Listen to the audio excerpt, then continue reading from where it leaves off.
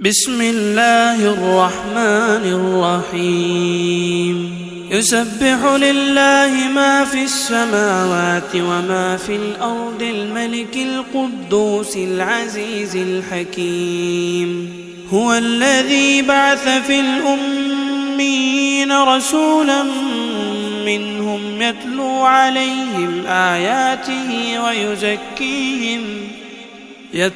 عليهم آياته ويزكيهم ويعلمهم الكتاب والحكمة وإن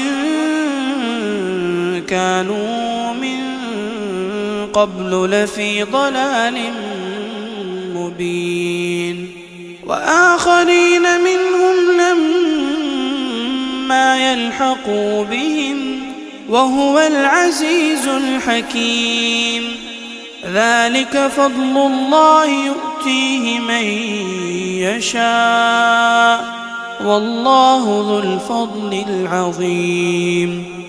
مثل الذين حملوا التوراة ثم لم يحملوها كمثل الحمار يحمل أسفارا بئس مثل القوم الذين كذبوا بآيات الله والله لا يهدي القوم الظالمين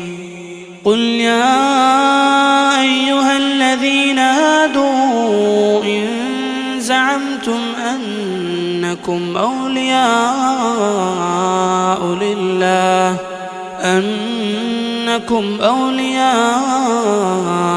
لله من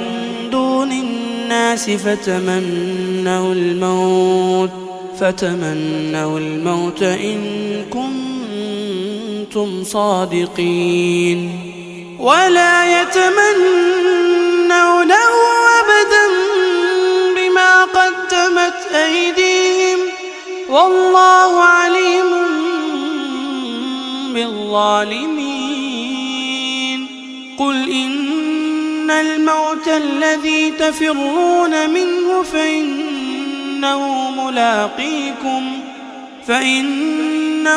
ملاقيكم ثم تردون إلى عالم الغيب والشهادة فينبئكم بما كنتم تعملون يا أيها الذين آمنوا إذا نودي للصلاة من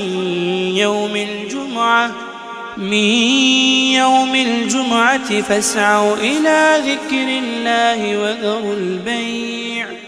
ذلكم خير لكم إن كنتم تعلمون فإذا قضيت الصلاة فانتشروا في الأرض وابتغوا من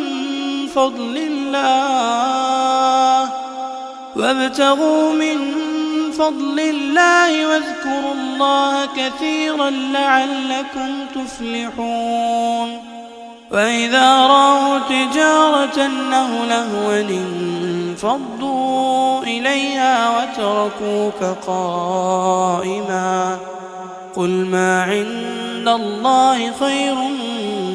من اللهو ومن التجارة والله خير الرازقين